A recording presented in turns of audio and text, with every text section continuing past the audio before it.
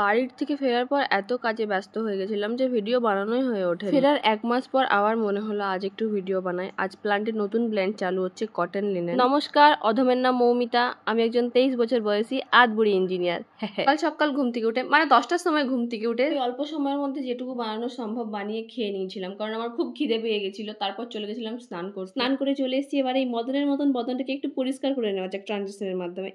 দেখছো আমি কত সুন্দরী, সেলফ অবসেসিভ ড্যাম গার্ল। চলো এবার বেরিয়ে পড়ি। আরে ভুলে গেছি, এই বস্তুটাকে ভুলাই চলে না। এটাকে ভুলে গেলে আমি সন্ধ্যাবেলায় খিদেতে পাগল হয়ে যাবো। চলো এবার রেডি, বেরিয়ে পড়া যাক। যেহেতু আমার সেকেন্ড শিফট চলছে, তাই প্ল্যান্টে পৌঁছে দেখি প্রায় মেটেরিয়াল চলে এসছে কাটিং অবধি। তাই বাকিরা যেরকম দাঁড়িয়ে দাঁড়িয়ে মজা দেখছিল, আমিও গিয়ে দাঁড়িয়ে দাঁড়িয়ে মজা দেখা স্টার্ট করে দিই। আর এই হচ্ছে কি আমার সিনিয়র দুজন, চলে যাবে এনারা, এরপর আমি থাকবো একা একা।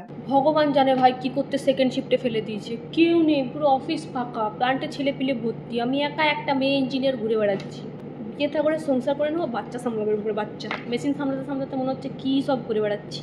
ইঞ্জিনিয়ার হবি না ভাই, ইঞ্জিনিয়ার হবি না। সব থেকে বড় ব্যাপার, ম্যানুফ্যাকচারিং ইন্ডাস্ট্রির ইঞ্জিনিয়ার একদম হবি না। যাই খুশি হয়ে যাবে। ম্যানুফ্যাকচারিং